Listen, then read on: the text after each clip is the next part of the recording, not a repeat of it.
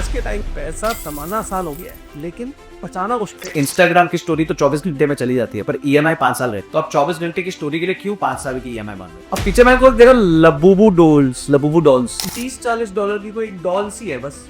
और उस कंपनी का रेवेन्यू $2 बिलियन हो चुका है। क्यों खरीदना है आपको? मैं अब ट्रेंड हो गया है, मेरे को सोशल मीडिया पे डालना है, इंस्टाग्राम पे डालना है सर। लेकिन गौतम बुद्धा जी आते हैं, उन्होंने बहुत अच्छी बात बोली थी कि जब आप कोयला पकड़ते हो ना तो हाथ आप ही जलता है। ईएमआई और इन्वेस्टमेंट में क्या फर्क आ रहा है? देखो पैसिव इनकम ना दो तरीके से क्रिएट, पहले क्रिएट होती है स्किल यूज करके और दूसरी होती है कैपिटल यूज करके। चाहे आप एडिटिंग सीख लो, अपलोडिंग सीख लो, प्रेजेंटेशन बनाना सीख लो, एआई को यूज करना सीख लो, डेटा एनालिटिक्स सीख लो, लिंक्डइन यूज करो, आप सोशल मीडिया इंस्टाग्राम यूज करो, यूट्यूब यूज करो और उसके बाद आप इन सारी वेबसाइट्स पे अपने आप को लिस्ट कर लो। डायरेक्टिंग अगर ये स्टेप्स को फॉलो कर ले और शिद्दत से अच्छे से सीखता है करता है, वो मिनिमम बता रहा हूं महीने का ₹1,00,000। But attraction without action is time पास। आप ये बोल दो कि मेरे को इस दुनिया में सबसे बड़ा अमीर आदमी बनना है, ये भी तो बोले। पहले दिन की जर्नी कैसे जियो? लाइफ में 3 आर बहुत जरूरी है, रिव्यू, एक रिवॉर्ड, एक रिप्रिमांड। हमेशा अपने आप को रिव्यू करो, खराब है तो रिप्रिमांड करो और अच्छा है तो अपने आप को रिवॉर्ड दो। अगर एक व्यक्ति आज ये ठान ले कि भाई मेरे को इस कंपनी में 3 महीने बाद नहीं होना और मेरे को अपना काम चलो, अब अगला 3 महीना ये देखना चाहिए कि जैसे वो घर आए तो नेटफ्लिक्स ना देखे, बैठ के प्लान बना रहा हो, कुछ सीख रहा हो, अपने दोस्तों से बात कर रहा हो जो उस प्लान को एग्जीक्यूट करने में उसकी हेल्प करेंगे, हर रोज अपनी प्रोग्रेस को ट्रैक कर रहा हूँ, डिसीजंस ले रहा हूँ, रात को जाग रहा हूँ, सुबह नौकरी कर रहा हूँ, शाम को ये काम कर। तो सिंगापुर में क्या है? सिंगापुर में है कि हर बच्चे को मिलिट्री की ट्रेनिंग में भेजना होती है कंपल्सरी, 18 साल की उम्र में दोस्त कंपल्सरी। और अगर आप अपने बच्चे को नहीं भेजते तो आपकी नागरिकता रद्द हो जाती है, योर सिटीजनशिप इज कैंसिल। क्योंकि उनको ना अपनी कंट्री में गंद नहीं चाहिए, उनको नहीं चाहिए कि सड़क चलते लड़कियों का रेप हो जाए, उनको नहीं चाहिए लोग ऐसे कचरा फेंके, उनको नहीं चाहिए कि यहाँ गंदगी मचे। वैसे उस कंट्री में आप कुछ नशा नहीं कर सकते, कुछ नहीं करो तो सीधा मार देते हैं, मर्डर ही कर देते हैं। सिर्फ 3 चीजें कर लो आप। 6 महीने का आपके पास इमरजेंसी फंड, एक हेल्थ इंश्योरेंस 10 लाख रुपए की मिनिमम और एक लाइफ टर्म इंश्योरेंस आपके परिवार। ये 3 अगर आपके पास है तो आप फाइनेंशियल प्लानिंग में 95% इंडिया से बेटर चलते हैं।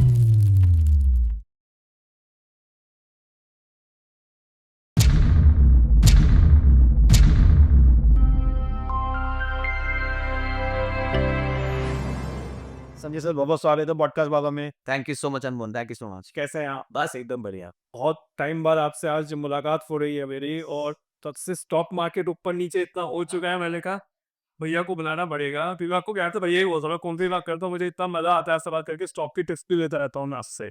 लेकिन आज के टाइम में जो सबसे ज्यादा दिक्कत है लोगों को, पैसा कमाना आसान हो गया है लेकिन बचाना मुश्किल हो गया है। ऐसा क्यों हो रहा है? क्या हुआ अनुभव की बहुत ज्यादा ना अपॉर्चुनिटीज आ गई है खर्चा करने के लिए। बिल्कुल। अब पीछे मैंने को देखा लबूबू डॉल्स। ये मेरी सिस्टर अभी आएगी, वो भी मुझे बता रही, मेरे को क्या है कोई फर्क नहीं है। मेरे को भी समझ नहीं आया, 30-40 डॉलर की कोई डॉल सी है बस। हाँ, और उस कंपनी का रेवेन्यू $2 बिलियन हो चुका है। तो आपको क्यों खरीदनी है लबूबू डॉल?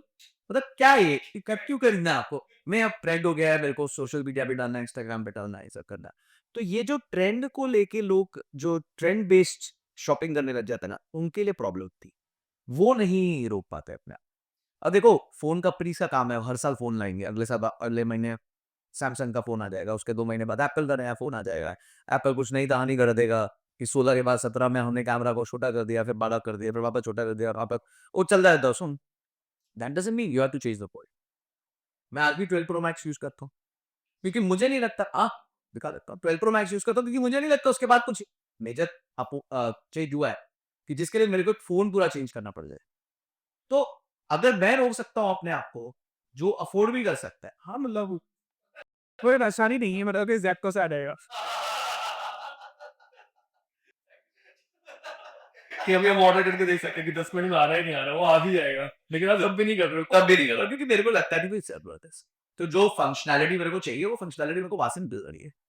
अब ठीक है, वो 12 या 16 हाउ डज इट मैटर, मेरा काम होना चाहिए। तो ये जब तक माइंडसेट लोगों की नहीं आएगा ना कि हर अपग्रेड हर चीज आपको लेने की कोई जरूरत होती नहीं है। मैं कहता हूँ जैसे इंस्टाग्राम की स्टोरी तो 24 घंटे में चली जाती है, पर ईएमआई 5 साल रहती है। तो आप 24 घंटे की स्टोरी के लिए क्यों 5 साल की ईएमआई मान रहे हो? और वो स्टोरी देख के दूसरों को फर्क भी नहीं पड़ रहा और है। कोई फर्क नहीं पड़ रहा है। आप कर कह ठीक रहे है, वो कहते हैं ना, you are trying to impress people whom you don't like by using the money which you don't have for buying things which you don't want. तो इसका तो यही हो गया ना कि आपको दूसरे को एक्चुअली आपको दूसरे को जलाना है ये दिखा के कि मैंने खरीदी है। पर वो उसको जलाने के लिए आप अपने ऊपर कितना कॉस्ट बेयर कर रहे हो वो तेरे को ना। देखिए गौतम बुद्धा जी यहाँ पे उन्होंने बहुत अच्छी बात बोली थी कि जब आप कोयला पकड़ते हो ना तो हाथ आप ही जलता है। तो अगर आप किसी को ईर्ष्या दिलाने के लिए या कि नहीं देख मैं तेरे से आगे हूं तो आप ही जल रहे हो, आप ही का पैसा जल रहा है, उसका नहीं जल रहा है। बिल्कुल। ठीक है, वो हो सकता है अफोर्ड कर सकता है, उसका अफोर्ड कर लिया, उसको जलाने के लिए उसको फर्क क्या पड़ेगा भाई, किसी को कोई फर्क नहीं पड़ता। ये तो है भैया। लेकिन जैसे भी आपने ईएमआई की बात करी, ईएमआई और इन्वेस्टमेंट में क्या फ़र्क आ रहा है? मतलब ये लोग जो डॉल्स जो आप बता रहे हो खरीद रहे हैं, मैं कहूँगा कि यार आप ईएमआई मतलब कि इसको इन्वेस्टमेंट में डालो तो आपका पैसा ग्रो ही होगा। तो लोग बस इस तरफ क्यों नहीं जा पाते? इन्वेस्टमेंट पे क्यों रुक जाते हैं? खर्चे पे ज़्यादा चले जाते हैं। देखो क्योंकि लोगों के रूल्स नहीं बने हुए। देखो क्या होता है, अगर आपको अपने आप को ये सब प्रॉब्लम से बचाना है तो सिंपल सोल्यूशन है कि आप four banking account system use करो। Four banking accounts. Four banking account system use करो। पहला आपका मेन बैंक का ऐप अकाउंट है, उसमें आपकी सैलरी क्रेडिट हो गई, ठीक है ठीक है। उसके बाद अगला जो बैंक अकाउंट होगा उसमें आप पैसा डाल दो अपना इमरजेंसी फंड का और insurance. Okay. Non touch account, non touch account उसको आप छू ही नहीं सकते, ठीक है। उसमें एक ही काम है, आपके इमरजेंसी फंड बट रहे और आप इंश्योरेंस। सेकंड आप डाल दो इन्वेस्टमेंट्स अकाउंट, इससे एसआईपी होगी, थर्ड अकाउंट, ठीक है। थर्ड अकाउंट हो गया एक तरीके से, मतलब एक मेन हो गया उसका अभी। और जो फोर्थ बैंक अकाउंट है वो होगा एक्सपेंसेस अकाउंट। तो एक्सपेंसेस अकाउंट में क्या है, जो यूपीआई आप मेन अकाउंट से लिंक कर देते हो वो सबसे बड़ी गलती है, क्योंकि फिर आपका कंट्रोल नहीं है ना, आप खर्च करते जाओगे करते जाओगे करते जाओगे करते जाओगे। पहले क्या होता था, वॉलेट्स होते थे, वॉलेट्स में आप पहले पैसा डालते थे फिर आप खर्च करते थे। तो आपने 1000 रुपए डाले, अब 1000 रुपए आप खर्च कर रहे हो। अब तो वो सिस्टम नहीं है, आपके बैंक अकाउंट से कनेक्टेड है, आपने सीधा शूट किया और वो बैंक अकाउंट से साफ हो गए। तो बैंक अकाउंट ही अलग कर दो और उस बैंक अकाउंट के यूबीआई को यूज करो आम ट्रांजेक्शन करने के लिए, एक्सपेंसेस करने के लिए। इससे आपका टोटल सिस्टम जो है ना वो मैनेज हो जाएगा। होगा क्या, सैलरी है सबसे पहले, इमरजेंसी और इंश्योरेंस कवर हो गया, चलो डन। इन्वेस्टमेंट्स कवर हो गई, डन। अब क्या बचा, खर्चे बचे कर लो इस अकाउंट से। तो जब आप four banking account system use करते हो ना तो उससे आपका कंट्रोल ऑटोमेटिकली क्रिएट हो जाता है। अगर आप खुद नहीं अपने आप को नियमित कर पा रहे, आपकी स्ट्रेंथ नहीं है, तो ऑप्टिक सिस्टम यूज कर लो नियमित करने के लिए। अच्छा, जैसे एक्सपेंस अकाउंट में पैसा खत्म होने जा रहा है, आपके ऑटोमेटिकली एक्सपेंसेस कम हो जाएंगे। जस्ट दिख रहा है, हाँ क्या आपको दिख रहा है भाई, अब तो 1000 रुपए बचे, अभी भी 4 दिन बचे हैं, 6 दिन बचे हैं भैया, चलो चलो कम करो थोड़ा। चलो अब इस बार उबर में नहीं जाऊंगा, मैं जरा एक बार मेट्रो पे चला जाता हूँ, oh no Zomato Swiggy for next 2 days. तो ऑटोमेटिकली ये जो है ना डिसिप्लिन बनने लग जाएगा और फिर वो आपके हैबिट में क्रिएट हो जाएगा। तो पहले पहले हमें फोर्सफुली करना पड़ेगा, फिर वो आपका लाइफ का पार्ट बन जाएगा। हम मानते हैं 21 डेज थ्योरी में कि एक काम हो 21 डेज तक करें तो वो हमारी हैबिट में आ जाता है। बिल्कुल हाँ, तो I think it can change your life, it can do that thing for 21 days. Shopping के मैं आपको बताता हूँ, लोग शॉपिंग करते हैं। आप एक ही चीज करो, शॉपिंग में पे करने से पहले कार्ट पे डाल दो। ओके। लोग सीधा शॉप कर देते हैं ना, बाय नाउ, नहीं करो, कार्ट में डाल दो उसको। उससे क्या फ़र्क? उससे क्या फर्क होगा। और एक दिन डिसाइड कर लो कोई हफ्ते में, मंडे से लेके संडे तक। तो आप फॉर एग्जाम्पल सैटरडे डिसाइड करते हो, छुट्टी वाला दिन है। अब आप अपने कार्ट को खोलो, ओके। आपने 20 चीज डाली होंगी, आपको रियलाइज होगा आपको 4 की जरूरत है, 16 की जरूरत ही थी, सिर्फ इम्पल्स में डालती। उस टाइम क्या माइंडसेट चल रहा था कि बस ये चाहिए। बिल्कुल डोपामिन हाई था, आपने बोला ये भी चाहिए ये भी चाहिए ये भी चाहिए। तो आपने क्या किया, अपने डिसीजन को डिले कर दिया। जब भी आपको कोई एक्शन लेना हो इस तरीके का तो आप उस डिसीजन को डिले करो। कि जैसे आप उस डिसीजन को डिले करते हो ना और फिर बाद में रिव्यू करते हो तो आपको लगता है हाँ यार ये 4 की जरूरत थी, बाकी तो ऐसे टाइम वेस्ट हो गया। मतलब ये वाली बात ना जेंट्स के मामले में ज़्यादा ईज़ी है, लेकिन फीमेल्स के मामले में आई गेस जैसे मैं आपको बता रहा हूँ ना, मैं कुछ फ्रेंड्स के घर पे मैं जाता हूँ, जब मिलता हूँ उनसे तो उनके यहाँ मिंत्रा के अनओपन्ड पैक्स होते हैं। मतलब खरीद लिया, आ भी गया पर पैकेट ही ओपन नहीं किया। मतलब सोचो कितना इंपल्स में खरीदा होगा कि पैकेट ओपन करने की जरूरत ही नहीं समझी। अरे यार ये ड्रेस बहुत अच्छी जो ले रहे थे, ठीक, ले ली, आ भी गई घर पे पर अब तक पैकेट ओपन नहीं किया। और ये भी एक ऐसे मेन अकाउंट से खर्चा हो रहा और है, ये भी कौन सा आपका खर्चा हो रहा है। क्योंकि उन्हें पता ही नहीं कि कहाँ से पैसा दे रहे हैं। तो जो भी आप कर रहे हो, ये एक तो फोर बैंकिंग अकाउंट सिस्टम में डालो और शॉपिंग में ब्रेक दे दो। सीधा पहले खरीदो मत, ऐड टू कार्ट कर दो। उसके बाद हफ्ते में एक दिन बैठो, कंसोलिडेट करो कि कौन सा लेना है कौन सा नहीं लेना, टिक क्रॉस एग्जिट। एटलीस्ट आप मेरे हिसाब से इसी में 50-60% पैसा बचा लो, इतना सिंपल। बिल्कुल। डोपामिन हिट को अलाउ नहीं करना है परचेज डिसीजन में बदलने को। बोला जो आपने बताया मैं तो ऐसे ही करता हूँ। मैं पहले सिलेक्ट करके रख लूँगा क्योंकि मुझे पता है मैं जो भी करूँगा ना इससे आ जाएगा। अमेज़न बहुत ईज़िली कर देता है। तो मेरे का ये नहीं कि यार अभी चाहिए। अभी चाहिए तो वो ज़ेप्टो से आ ही रहा है। वो तो चलो आपका डेली हाँ। नीड्स है वो सब तो आ ही जाता है। यस। लेकिन अगर किसी को मतलब वो ये चीज़ें अपनी लाइफ में इम्प्लीमेंट कर लेता है, उसके साथ उसे पैसिव इनकम भी क्रिएट करनी है। कि मतलब चलो यहाँ से 40% 60% बचा रहा है, तो पैसिव इनकम कैसे क्रिएट की जाए उस पैसे से? देखो पैसिव इनकम ना 2 तरीके से क्रिएट होती है। पहले क्रिएट होती है स्किल यूज़ करके और दूसरी होती है कैपिटल यूज़ करके। तो स्किल यूज़ करके जैसे आप यूट्यूब पे वीडियो बनाते हैं।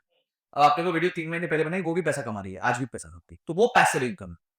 पर वो स्किल से बनी थी। क्योंकि आपके पास एक स्किल थी, उसको आपने मोनेटाइज़ की। आज बहुत स्किल्स है जिससे आप पैसिव इनकम बना सकते हो। चाहे आप एडिटिंग सीख लो, अपलोडिंग सीख लो, प्रेजेंटेशन बनाना सीख लो, एआई को यूज़ करना सीख लो, डेटा एनालिटिक्स सीख लो। आप बहुत आराम से अपने लिए जो है पैसिव इनकम क्रिएट कर सकते हैं। मैं आपको एक बताता हूँ एक लड़की से मिला मैं और 26-27 ईयर्स ओल्ड है हुँ। और वो मेरे पास अपनी फाइनेंशियल प्लानिंग कराने आई अच्छा। और मैंने पूछा आप कितना इनकम है आपका? तो बोलती 2.75 लैक्स अ मंथ। मैंने अच्छा क्या करते हैं? तो बोलती मैं घर पे बैठती हूँ और मैं इंटरनेशनल ब्रांड्स के लिए बड़े मतलब जो मिड साइज ब्रांड्स के लिए ब्रांडिंग का मटेरियल प्रिपेयर करती कि क्या कलर होना चाहिए, क्या लोगो होना चाहिए, ब्ला ब्ला ब्ला। तो मैंने बोला आपका काम कैसे करता है? तो बोलती मैंने अपने आप को ये 2-3 वेबसाइट्स पे लिस्ट किया। ओके। कुछ कॉन्ट्रा है, फ्रीलांसर है, फाइवर है, ऐसे करके की 4 वेबसाइट्स। ठीक है, लिस्ट किया हुआ है। अब जो है वो उनका काम करती है। महीने में 50 से 70 घंटे काम करती है। घर पे बैठी है। महीने के 50 से 70 घंटे काम करती है। घर पे बैठी है, आराम से महीने का पौने 3 लाख रुपए कमाती है। ज़ीरो एक्सपेंस है, पीली धब्बे, पेरेंट्स के साथ रह रही, मैरिज नहीं हुई थी। तो आप समझिए कि क्या था, ये स्किल था और उस स्किल को उसने अच्छे से मोनेटाइज़ किया, प्रेज़ेंटेबल बनाया स्किल को, अच्छे से प्रोफाइल बनाया and today she is making money out of. तो पैसिव इनकम आज जितना बनाना आसान है स्किल यूज़ करके, मेरे हिसाब से कभी भी नहीं था। आप अपने आप को 18 महीने का टाइम दो, ओके।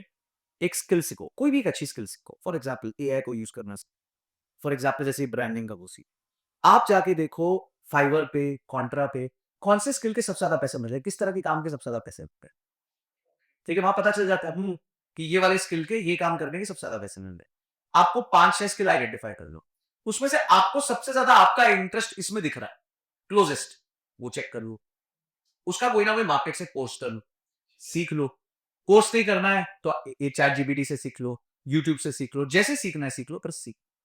उसको सीखने के बाद थोड़ा बहुत सेलिंग, पर्सुएशन और पर्सनल ब्रांडिंग सीख लो कि कैसे अपने आप को प्रेजेंट करना है, कैसे आप अपनी जो है सर्विस को और प्रोडक्ट को मार्केट करोगे और उसके बाद लग जाओ काम पे। लिंक्डइन यूज करो, आप सोशल मीडिया इंस्टाग्राम यूज करो, यूट्यूब यूज करो और उसके बाद आप क्या कहते हैं इन सारी वेबसाइट्स पे अपने आप को लिस्ट कर लो। Within 18 months I am guaranteeing you, guaranteeing अगर ये स्टेप्स कोई फॉलो कर लेता है और शिद्दत से अच्छे से सीखता है, करता है, वो मिनिमम बता रहा हूं महीने का ₹1,00,000 आराम से आराम से 18 मंथ्स, 1.5 साल देना है। 1.5 साल देना। क्योंकि मेरे पास एक और केस स्टडी है ऐसे। एक लड़का था हमारा एमआईएस एनालिस्ट था, ओके। मेरे यहाँ काम करता था, ₹18,000 सैलरी थी। एक दिन तड़तड़ाते हुए कमरे में आया, संजय सर, मतलब क्या हो गया? तो सर तनख्वाह बढ़ाओ। क्यों? बोला घर नहीं चल रहा। भाई मेरी प्रॉब्लम थोड़ी है, तेरी तनख्वाह में तेरा घर नहीं चल रहा है तो तेरी प्रॉब्लम ना, मेरी प्रॉब्लम कहाँ से हो गई? हुँ। बोला नहीं सर मेरा काम नहीं हो रहा, ये वो मेरी तनख्वाह ₹25,000 है। मैं सुन 2.5 लाख कमाया महीने के। तो होता हाँ कम बट वेट, मतलब देख तू जो मुझसे अभी कर रहा है ना, वो अभी तू मुझसे भीख मांग रहा है।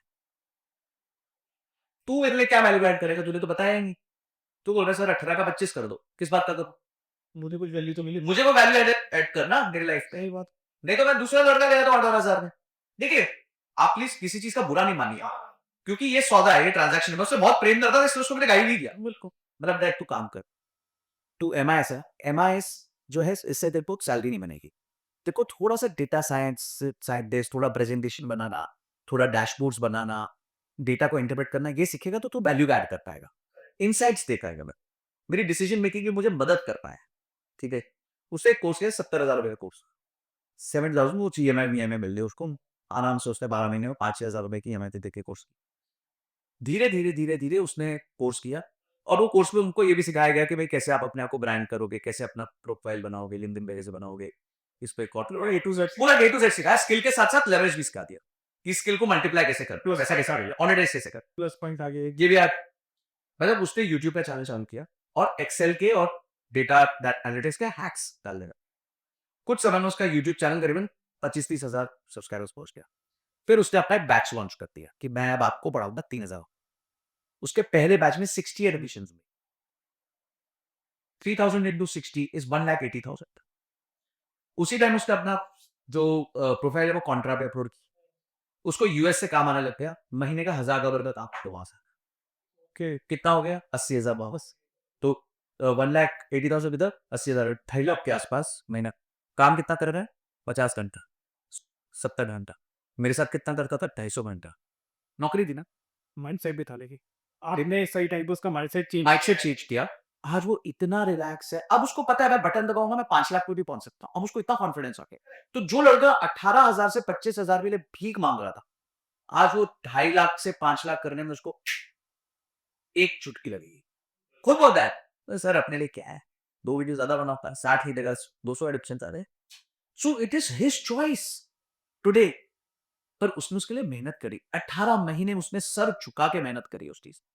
इसलिए आपसे मैं बोल रहा डरा नहीं, क्योंकि मैंने उसकी सक्सेस देखी। बिल्कुल उस लड़की को भी मैंने देखा तो 18 मंथ्स, मतलब उसने भी जब मेरे को बताया अपनी स्टोरी तो यही टाइप फ्रेम था 18 महीने के आसपास। और आपका नसीब खराब है तो 2 साल लग जाएंगे, 2.5 साल लग जाएंगे। करो तो। और आप मेरे को बताओ कौन सी नौकरी में 18,000 की तनख्वाह 2.5 लाख रुपए हो रही है 2 साल में? नहीं होगी। कहीं नहीं हो रही। 2 साल आगे भी नहीं होगी। जिंदगी भर नहीं होगी भाई, 20 साल लग जाएंगे। क्योंकि आज के टाइम में ये माहौल आगे है कि अगर यहाँ तनख्वाह बढ़ेंगे तू जा भाई दूसरा बैठा है। हाँ दूसरा बैठा है, एआई यूज कर लूंगा, तेरे को छूटू, तेरी क्या जरूरत है मेरे। तो आप अपने आप को जो है स्किल अकेले की अब जीरो वैल्यू, क्योंकि स्किल एआई से रिप्लेस हो गई है। तो आपको स्किल के साथ साथ लेवरेज की जरूरत है। लेवरेज का मतलब होता है पर्सनल ब्रांडिंग। लेवरेज का मतलब होता है आप अपने आप को कैसे प्रेजेंट करते हैं, जो हमें स्कूल में कभी सिखाया नहीं है, और जो सबसे इंपॉर्टेंट और जो मोस्ट इंपॉर्टेंट हो गया आज के दिन। आप जब तक दिखोगे नहीं तब तक पिकोगे नहीं। So this is what I am, very simple है। आप एक स्किल बिल्ड करो, स्किल के साथ साथ लेवरेज बिल्ड करो। इस पूरे प्रोसेस को 18 महीने सर झुका के रिपीट करो, और जो नंबर मन में आता है वो आप अचीव कर सकते हो। जो नंबर मैनिफेस्ट करोगे 2.5 लाख 3 लाख 5 लाख कुछ भी अचीव कर सकते हो। आपको आज मजाक लगेगा तब ये सच्चाई होगी आपकी। मेरे से आपने आप तो इतने अच्छे बॉस निकले कि आपने उसको बैठ के समझाया कि भाई तू ये काम कर, तुझे यहाँ से तो 18 भी मत मार मेरे से, तो ये काम कर, ये स्क्रिप्ट सीख। उसके बाद तू 2.5-3 लाख रुपए आराम से कमा लेगा। उसका बटन भी आ गया कि भाई तो मैं आज फिर वो 2 वीडियो डालूंगा मैं कमा लूंगा। इस पे तो माइंडसेट था, लेकिन बहुत सारे लोग सोचते रह जाते हैं कि भाई मैं काम कर रहा हूँ, ऑफिस में काम कर रहा हूँ, लेकिन इनकम बढ़ाना चाह रहा हूँ, लेकिन उसके लिए कुछ कर नहीं रहा। तो उन लोगों को क्या करना चाहिए? देखिए पहली चीज ये है कि आप एक चीज समझ लीजिए कि अब मैं आपको एक सिचुएशन देगा।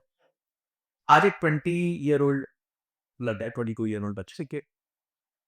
उसने बहुत मेहनत करी, स्कूल किया, कॉलेज किया, अब बाहर आया कॉलेज से। अब 22 साल 21 साल जो उसने पढ़ाई करी वो जीरो हो चुकी भाई, क्योंकि मार्केट में उस पढ़ाई की जरूरत ही नहीं। ये आ गया करे। तो हमारा जो सिस्टम है ना, वो हमें तैयार नहीं करता कि हम कंटिन्यूअस लर्निंग पे फोकस करें। हमारा सिस्टम क्या कहता है, हमारे पेरेंट्स भी ये कहते थे, बेटा 10वीं कर ले सेट हो जाए, बेटा 12वीं कर ले सेट हो जाएगा, और बेटा इंजीनियरिंग कर ले सेट, बेटा एमबीए कर ले तो सेट ही हो जाएगा। तो हम हमेशा ना एजुकेशन को एक बोझ की तरह देखते रहे, अरे यार बस खत्म हो जाए, बस खत्म हो जाए। जबकि learning is a life long process. तो पहली चीज याद रखना, अगर किसी भी व्यक्ति में लर्निंग नहीं है तो वो अपनी अर्निंग नहीं बना सकता। बहुत क्लियर मैंडेट है, लर्न करोगे तभी अर्न करोगे। स्किल इंप्रूव करनी पड़ेगी। यस, स्किल इंप्रूव करते रहनी पड़ेगी, रहती पड़ेगी, करेक्ट। Continuous future tense. चलना पड़ेगा, हाँ ये वो तो तेरा past tense, present tense, future tense, continuous future tense है। Daily update. यस। आप क्या सोचते हैं, हम आज भी अपने आप को इतना अपग्रेड करते हैं, इतना अपग्रेड करते हैं जैसा एआई का यूज कैसे करना है, कौन सा टूल मेरे लिए फेवरेबल। मेरी टीम को सबसे ज्यादा मैसेज मैं भेजता हूँ, ये देखो यार क्या मस्त चीज आई है यार, इसको कर दे यार, इंप्लीमेंट करते हैं। मेरी टीम थक जाती है यार, सर ठीक है करते हैं। वो पिछले वाला भी बाकी है। पॉइंट ये है, आपको कंटिन्यूअस लर्निंग अपने अंदर ढालनी पड़ेगी, यही ग्रोथ माइंडसेट होता। चार्ली मंगर कहते थे learn learn learn and learn, जो वॉरेन बफेट के पार्टनर थे। इसके सारा कुछ है। इसके अलावा कुछ है ही नहीं। वॉरेन बफेट आज भी 3 घंटा दिन में पढ़ते हैं, बिल गेट्स आज भी अपने लिए एक अलग से हफ्ता भर छुट्टी लेके जाके और बुक्स पढ़ते हैं। तो कुछ तो मैजिक होगा ना, जो इतने बड़े लोग कर रहे हैं। सेकंड, आपको जल्दी सीखना है ना, तो आप किसी को मॉडल करो कि यार मेरे को इस आदमी जैसा ना कॉपी करो। हमें ना कॉपी करो, कॉपी नहीं करना चाहिए, कॉपी नहीं करना, कॉपी करना चाहिए, बिल्कुल करना चाहिए, मतलब ये आप फर्स्ट हैं जो कह रहे हैं कॉपी करना चाहिए। बिल्कुल करना चाहिए, मारे तो कॉपी ही करना चाहिए। आपको पहली लाइफ में सक्सेस कॉपी करके आई, As it is copy. बिल्कुल। Copy आप paste. देखिए, मैं आपको कितने एग्जांपल्स दे सकता हूँ। फ्लिपकार्ट अमेजॉन का कॉपी, ओला उबर का कॉपी, ठीक है, मिनिमलिस्ट द ऑर्डिनरी का कॉपी। बिल्कुल। तो क्या प्रॉब्लम है कॉपी करने में, क्या इशू है, कर कॉपी, कि फिर लोग बाग कहेंगे ना कि आपका क्या क्या ओरिजिनल नहीं है। क्या फर्क, क्या फर्क, वो पैसे बना रहे, पैसे हम बनाएंगे कॉपी करके। मैं तो कंटेंट क्रिएटर्स को भी कहता हूँ कॉपी। मेरे को कुछ लोग होते सर क्या हम आपका कॉपी करो, कॉपी करो, तुम्हारी अपनी ऑडियंस है, अपने स्टाइल में बोलो। अब कोई इंफॉर्मेशन है, कोई न्यूज है, वो तो चेंज नहीं हो रही, सब लोग एक ही न्यूज देंगे। अब जियो ब्लैक रॉक आ रहा है तो सब बताएंगे ना जियो ब्लैक रॉक आ रहा है, मैंने भी बता दी जियो ब्लैक रॉक आ रहा है, वो वीडियो 9 लाख चली थी, long video, video information same ही रहेगी। इन्फॉर्मेशन तो सेम थी, मैंने अपने तरीके से उसको प्रेजेंट किया, उसको एनालाइज किया, ठीक है, तो इन्फॉर्मेशन तो सेम है। उस जी न्यूज भी सेम देता है, आज तक भी सेम देता है, टाइम्स ऑफ इंडिया भी सेम देता है, सब तो पी दे रहे हैं वो न्यूज, आपने अपने स्टाइल में उसको प्रेजेंट कर रहे हैं। तो पॉइंट ये, कॉपी करो, बिल्कुल बेशर्मी से, शेमलेस कॉपिंग करो। मैं आपको बताता हूँ, एक फंड मैनेजर है यूएस में, उसने एक एल्गोरिथम बनाया हुआ है जो सिर्फ वॉरेन बफेट को कॉपी करता है। जब वो खरीदता है ये खरीदता है, जब वो बेचता है ये बेचता एज इट इज। है, एज इट इज। इसको कहते हैं शेमलेस क्लोनिंग, इसका टर्म है ये, शेमलेस क्लोनिक क्लोनिंग मतलब कॉपी करना, कॉपी करना। शेमलेस मतलब बिल्कुल बेशर्मी से। बेशन नहीं। तो मैं भी आपको कह रहा हूं, बेशर्मी से कॉपी करो, कोई फर्क नहीं पड़ता। जो चिल्ला रहे हैं, जो आपको ताना कसेंगे ना, उन्होंने जिंदगी में कुछ अचीव नहीं किया, उनकी सुनोगे वैसी जिंदगी में आगे नहीं बढ़ रहा। मैं भी मेरे बेटे को कल बोल रहा था, कल या परसों बोल रहा था, मतलब if you want to drive और horse wise, don't take advice for people riding on Maruti. एक तो वो लोग जिंदगी में कुछ कर नहीं पा रहे, तुम करने जा रहे हो तो तुम्हें रोक रहे हैं, तो कोई मतलब नहीं है ना, डोंट लिसन, साइड करो, बहुत जरूरी है, गलत संगत नहीं होनी चाहिए। तो ये आप करो, शेमलेसली कॉपी करो, क्लून करो, ये अभी ठीक है। मेरे को लगता है संजय सर को फाइनेंस का नॉलेज है, मेरे को वैसी नॉलेज चाहिए, चलो मैं कॉपी कर रहा हूँ, ये क्या कर रहे हैं, ठीक है। अगर मुझे ऋतिक रोशन जैसी बॉडी तो मैं उसको कॉपी करूंगा। वो सुबह क्या करता है, कितने बजे जिम जाता है, कौन सी एक्सरसाइज करता है, मैं भी ट्राई करूंगा। थोड़ी तक रहेगा जाए क्या है हाँ, कभी भी करेंगे कॉपी, कि इसी से कनेक्टेड और ये हाँ यही कराएगा। सो जिस बंदे के आउटपुट को आप पसंद कर रहे हो, उसके इनपुट को कॉपी कर लो। जो वो डाल रहा है, भाई आपको खाना चाहिए, वो बोलता है यार मेरे को ना, जैसे यहाँ अपने वो कौन सी दाल माखनी बड़ी फेमस है इसकी, कौन सा 5 स्टार होटल है, बुखारा, आईटीसी, ओके। तो बोलो बुखारा जैसी दाल चाहिए, तो आपको जाके देखना पड़ेगा ना शेफ बुखारा जैसी दाल बना कैसे है, क्या इंग्रेडिएंट्स है उसके। दाल तो बढ़िया है बट इंग्रेडिएंट्स देखने पड़े। सो इनपुट्स जो है वो आप देखो और उनको शेमलेसली कॉपी करो और अपने लिए अपनी लर्निंग को फास्ट ट्रैक। उसके फिर एक पॉइंट पे तो आके चेंज करना होगा अपने आपको, देखो वो पॉइंट आने से पहले आप बहुत अच्छे हो रहे हो, एक्सपीरियंस मिल जाएगा। बहुत एक्सपीरियंस हो। अभी जैसे किसी को कंटेंट क्रिएटर बनना है, जब मैं भी कंटेंट क्रिएटर हूं, मेरे पास भी मेरे को आइडिया नहीं था करना क्या है, ठीक है, मेरे पास कुछ आइडियाज थे हाँ मनगढ़ंत, पर मेरे को पता नहीं था फ्लिप कैसे करना, तो मैंने दूसरों को देखा, मैंने सीखा उनसे, अच्छा हाँ यार ये इस तरह बोल रहा है, चलो हाँ यार ये इस तरीके से प्रेजेंट किया जा सकता है, ओके इसको मैं ऐसे कर देता हूँ, मैंने भी कॉपी किया, कस्टमाइज कर दिया, अपना स्टाइल डाल दिया, ओके। ठीक है। तो फिर जब मैंने बहुत सारी वीडियोस बना दी, तो मेरे को समझ आ गया कंटेंट कैसे बनाना, मुझे किसी को कॉपी करने की जरूरत नहीं, अपना स्टाइल आर्ट। अब अपना स्टाइल आ गया, इन्फॉर्मेशन मार्केट में अवेलेबल ही होती है, वो तो आपको मिल जाती है, अच्छा आप इस तरीके से बना देंगे। तो मैं वही बोल रहा हूँ कि coping is the most under estimated way to become successful in life. एक बार मैं बहुत बड़े मोटिवेशनल स्पीकर को सुन रहा था, उन्होंने कुछ 3 शब्द बोले, यार बड़े अच्छे शब्द है यार, क्या मजा आ गया, मजा आ गया। अब मैं एक दिन ऐसे कुछ किताब थी वो खोली मैंने, और तीनों शब्द वहां से निकल गई, और वो किताब 30 साल पुरानी है, कॉपी तरह, तो क्या फर्क पड़ा, दुनिया तो खुश है ना उस मोटिवेशनल स्पीकर को देख के। बुक तो सबने नहीं पढ़ी। बुक शायद सबने पढ़ी नहीं, मैंने नहीं पढ़ी थी, मैं किसी को क्या बोलूं, तो मुझे तो बाद में पता चला उन्होंने कॉपी किया था, पर तब तक वो जादू कर गया था। तो सिंपल कॉपी, कॉपी कर देने। कॉपी करते हैं, आपने पीछे मैनिफेस्टेशन की बात करी थी, आप मानते मैनिफेस्टेशन? बहुत ज्यादा बात है, what you can't think you got achieve, business में भी ये हर जगह लाइफ में है, एवरीवेयर यू अट्रैक्ट, आप सिर्फ आकर्षित करते हो चीजों, आप अपनी एनर्जीज को ओपन करते हो रिसीव करने के लिए, आप अपने ट्रांसमीटर का सिग्नल एडजस्ट करते हो ताकि वो वाला फ्रीक्वेंसी मैच कर जाए और आपके पास वो चीज आती है। उसके लिए आपको अपने आप को प्रिपेयर करना पड़ता है। आप अपने आप को चेंजेस करते हो ना। अगर मुझे फिट होना है तो मैं सुबह उठूंगा, तो ऑटोमेटिकली एनर्जीज अलाइन होंगी। नहीं फिट होऊंगा होना होगा तो मैं लेट उठूंगा, फिर एनर्जीज अलाइन नहीं होंगी। हैबिट ठीक नहीं करूंगा, मेरे को फिर वेल्दी होना है तो मैं एनर्जीज उस तरीके से मैं लाइक करूंगा कि मैं काम ज्यादा करना है, मुझे सीखना जरूरत है। तो when you start attracting, attracting का मतलब होता है जब आप अपने आप को चेंज कर रहे हो। ओके जब आप अपने आप को चेंज कर रहे हो तो क्यों चेंज कर रहे हो? ताकि आप बेटर वर्क कर सको।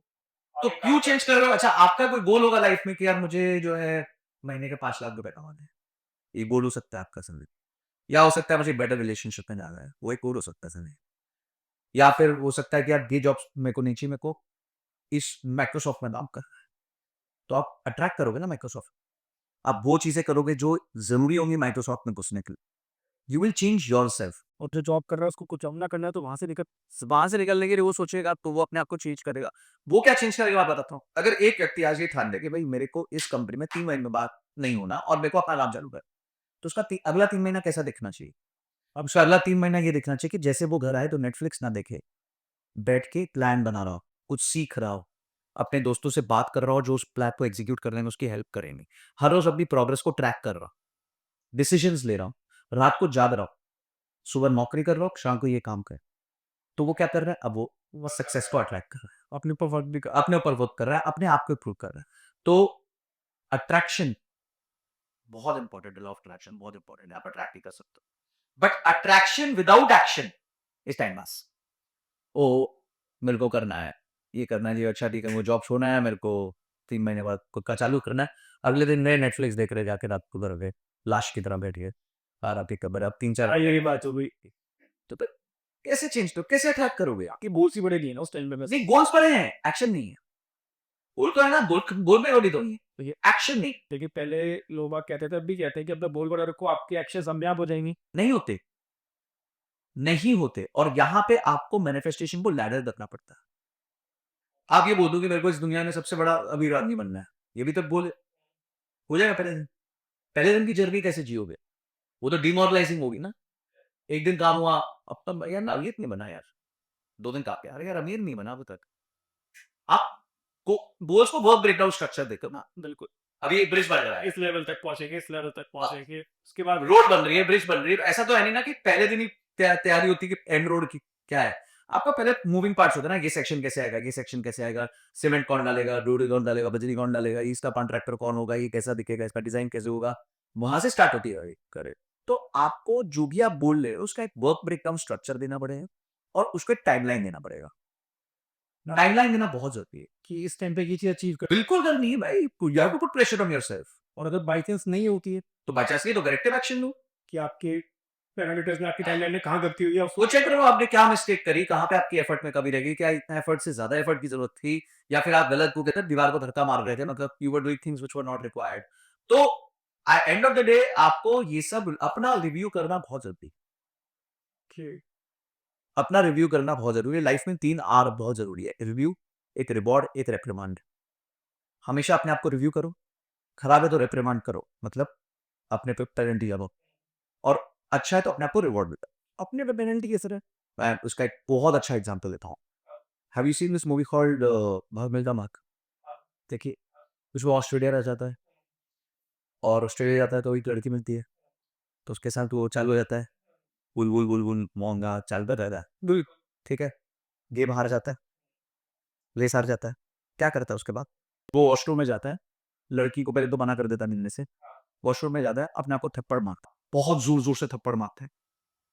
क्यों? क्योंकि उसने गोल अचीव नहीं है ना, भाग गया।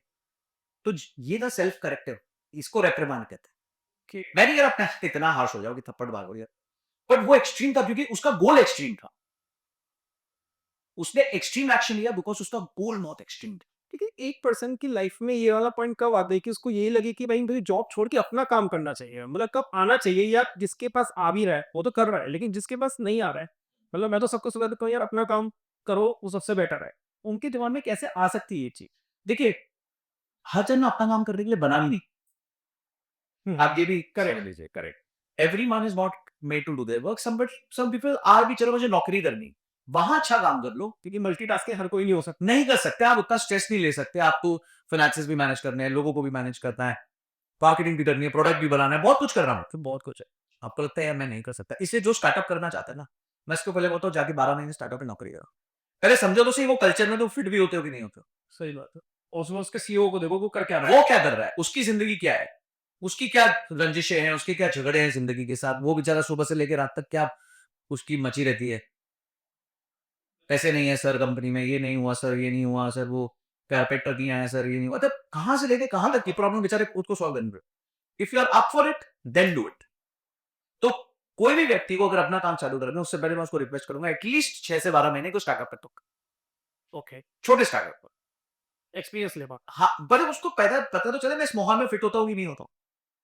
तू उस माहौल में तो फिट हो पहले, जहां पे ऑलरेडी एक कंपनी है, तेरे को तनख्वाह भी मिल रही है, जहाँ पे तुम एक डिपार्टमेंट संभाल तो कोई भी एक डिपार्टमेंट संभाल रही हो। अगर तुम ऐसे कंपनी में फिट हो पाए तो फिर सोचो कि अपना काम करूंगा, नहीं तो मत सोचो। इट्स ओके, किसी बड़ी कॉर्पोरेट में काम कर लो, अच्छा काम करो, वहां भी पैसे बन सकते हैं। दिक्कत लोगों के साथ ये है ना, उन्हें बाहर भी नहीं करना है, वहां पे भी नहीं करना है। वो न्यूज भी नहीं करना है तो फिर भजन करो, कीर्तन करो, क्या जिंदगी में और रखा है। वैसे एंड ऑफ द डे मान जाना है सबको, तो करो भजन कीर्तन सारे। You you have to decide, and मैं आपको स्टेप्स बता रहा हूं, लॉजिकल स्टेप्स बता रहा हूं कि आप डिसाइड कैसे करोगे। ठीक है। ठीक है, अब जैसे सिंगापुर में क्या है, सिंगापुर में है कि हर बच्चे को मिलिट्री की ट्रेनिंग में भेजना होता अच्छा, है। हर बच्चे कंपल्सरी 18 साल की उम्र में 2 साल के कंपल्सरी। और अगर आप अपने बच्चे को नहीं भेजते तो आपकी नागरिकता रद्द हो जाती है। Your citizenship is cancelled. वो इतना हार्श है वहां पे। ठीक है, क्योंकि उनको ना अपनी कंट्री में गंद नहीं चाहिए। उनको नहीं चाहिए कि सड़क चलते लड़कियों का रेप हो जाए, उनको नहीं चाहिए लोग ऐसे कचरा फेंके, उनको नहीं चाहिए कि यहाँ गंदगी मचे इस देश में। तो वो माइंडसेट 18 साल के बच्चे का किक कर देते, 2 साल आप भी मिलिट्री में हो जाए तो आदमी डिसिप्लिन हो जाता है, सीधा हो जाता है, वो भी बिल्कुल करेक्ट एज में बिल्कुल परफेक्ट एज भेज रहे हैं। जहाँ पे होना चाहिए। बिल्कुल वैसे ही उस कंट्री में आप कुछ नशा नहीं कर सकते, कुछ नहीं करोगे, सीधा मार देते हैं, मर्डर ही कर देते हो, मतलब हैंड टू डेथ। हाँ, तो उसके बाद बंदा डिसाइड करता है उस 2 साल के बाद कि क्या उसको फाइनली मिलिट्री ज्वाइन करनी है। वो 2 साल उसका टेस्टिंग टाइम हुआ कि ठीक है तू कर सकता है कि नहीं कर सकता, तो चल देखो 2 साल में हमने बंदा बना दिया। जो मेल लाइसेंस। हाँ, तो लाइफ तेरी ठीक कर निकलेगी, you will be more discipline, you will have a better life Correct. A normal person. जो कोई नहीं सिखा रहा वो हमसे हम सिखा रहे, तेरे को डिसिप्लिन सिखा रहे, तेरे को वॉरफेयर सिखा रहे, तेरी बॉडी फिजिकली फिट कर देंगे, सब ठीक कर देंगे। तो उसने क्या किया 2 साल, अच्छा 2 साल बाद बंदे को लगा यार दिस इज माय कॉलिंग, मेरे को मिलिट्री में सर्व करना, तो जाएगा वो। सही बात है। भाई देखो, मैंने एक बार एक मंक से पूछा, मंक क्यों बने आप तो इतने पढ़े लिखे, वो तो लोग आर्मी में क्यों जाते हैं, उनको बताओ तो मरने राजी हैं, शहीद हो सकते हैं, सही border choice, it's a matter of choice. आप क्यों कंटेंट में पैके कंटेंट पे करें, कुछ और भी कर सकते थे, कुछ और कर ही रहे थे, ठीक है, it's a matter of choice. तो आपके केस में मैटर ऑफ चॉइस, अगर आप कोई चीज को पसंद करते हैं तो उसको पहले इस्तेमाल करें फिर विश्वास करें। मतलब अपने आप को पहले उस एनवायरनमेंट में डाल के तो देखो, क्या उस एनवायरनमेंट में फिट होगी नहीं। आपने कहीं सुन लिया बड़ा अच्छा कि किसी का ईसॉप का एग्जिट हुआ था, उसको 10 करोड़ रुपए बन गए, यार मेरे को स्टार्टअप में काम है, तो जाके देखो उस स्टार्टअप में होता क्या है, और 100 में से 95 स्टार्टअप फेल हो जाती हैं। तो वो रिस्क ले सकते हो क्या। फिर तो मेरे पास होता नहीं, जैसे मेरी सिस्टर, उसने पहले दिन डिसाइड कर लिया था मैंने एक ही कंपनी में काम करना है जिसका नाम है ईवा। अच्छा क्या, वो ईवाई ज्वाइन करी, आज तक ईवाई में 15-16 साल हो गए, और कहते मैं निकलूंगी नहीं से। इतनी क्लियर है लाइफ में। अब आप बोलोगे नहीं तेरे को जॉब नहीं करना चाहिए, तेरे को खुद का प्रैक्टिस कर, सुनती नहीं है। मेरे को क्यों सुनना है, मेरे को जो मेरा ड्रीम जॉब था मिल गई। तो आप ऐसे व्यक्ति को क्या बोलोगे, मैं तो ऐसे व्यक्ति को सल्यूट करूंगा, क्योंकि इतनी क्लैरिटी तो किसी में होती नहीं कि मैं तो ना इधर ना उधर मैंने देखा ही नहीं सीधा निशाने पे। बिल्कुल। अब वो तुम कहो कि नहीं वो एवरेज लाइफ जी रही है, वो तो ठीक है बहुत अच्छा कर सकती थी, ठीक है उसको नहीं करना, उसकी चॉइस। उनके माइंडसेट में वो अपने माइंड में किया है कि वो मैं जितना मिल रहा है मैं खुश हूँ, और जो मेरा ड्रीम था वो हो गया। हाँ, और मुझे पता है कि 5-10 साल में जब मैं पार्टनर बन जाऊंगी तो भाई शादी और अच्छी हो जाएगी, फिर मेरा नाम भी हो जाएगा, फिर ये भी हो जाएगा, वो भी हो जाएगा। तो she is giving her life to that twist. बहुत अच्छी अलग लेवल की। तो आपको अगर क्लैरिटी नहीं मिल रही है तो उस एनवायरनमेंट में अपने आप को टेस्ट करो कुछ समय। स्टार्टअप में टेस्ट कर लो, कॉर्पोरेट में टेस्ट करो, ठीक है, और बस फिर उसके बाद डिसाइड करो क्या करना है क्या क्या। इसमें तो टेस्ट कर लिए, लेकिन यही सबसे बड़ा जो जॉब वाले पर्सन के ऊपर होता है कि यार एकदम मेरी सैलरी आनी बंद हो जाएगी। कि भाई साहब खर्चे कैसे बढ़ो, इसमें कैसे टेस्ट करें अपना? ये टेस्ट नहीं करना ना, इसमें फाइनेंशियल प्लानिंग करनी है। ओके, इसके लिए फाइनेंशियल प्लानिंग, इसमें टेस्ट है मेरा। इसमें आपको फाइनेंशियल प्लानिंग करनी है। आपके पास इमरजेंसी फंड है 3-6 महीने कि भाई आपकी तनख्वाह चल रही थी 1 लाख रुपए, अब अचानक से आपने स्टार्टअप ज्वाइन किया, आपकी तनख्वाह हो गई 70,000 रुपये, आपने 20,000 का पेट ले गया, चलो ठीक है कोई नहीं, आपका खर्चा 40,000 है, तो आपने बोला चलो कोई बात नहीं का, पर आपको पता है एक स्टार्टअप बस दूसरे महीने बंद हो गई, तो तीसरे महीने बंद हो गई, तो आप क्या करते हो, आप 6 महीने के खर्चे का बफर बनाते हो, ताकि अगर 2-3 महीने बाद उतना खासा बंद होने का, आपके पास 6 महीने का खर्चा बटा। अब आपके पास 6 महीने के टाइम है, 6 महीने में तो आप कुछ फिगर आउट करोगे ना ऐसे भाई, मतलब नहीं होता तो बहुत, फिर तो आपका ही बहुत बुरा हाल है, फिर तो आपको वैसे ही यू डोंट डिजर्व इट, बिल्कुल। क्यों ठीक है, फिर तो आप वैसे ही कहीं और। अपने पैर पे कुल्हाड़ी मारी है कल में छोड़ के। तो आपको फाइनेंशियल प्लानिंग करनी पड़ती है ऐसी सिचुएशन से deal. Loss of income, loss of health, loss of life, ये 3 ही बड़े रिस्क है लाइफ में। आपकी किसी की आमदनी बंद हो सकती है, किसी की हेल्थ खराब हो सकती है, किसी की जान जा सकती है, इसके अलावा कोई रिस्क ही नहीं है, ठीक है। लॉस ऑफ इनकम के लिए क्या करोगे, emergency fund. Loss of health के लिए क्या करोगे, हेल्थ इंश्योरेंस। और लॉस ऑफ लाइफ में आपका कुछ नहीं जाता, आपके परिवार में जाता है, तो उसके हेल्थ ये टर्म इंश्योरेंस, इंश्योरेंस बस हो गया। उसके बाद आपको क्या चिंता करनी, इतना करो आप 95% इंडिया से आगे, फिर फाइनेंशियल प्लानिंग 95% इंडिया से आगे हो जाता है।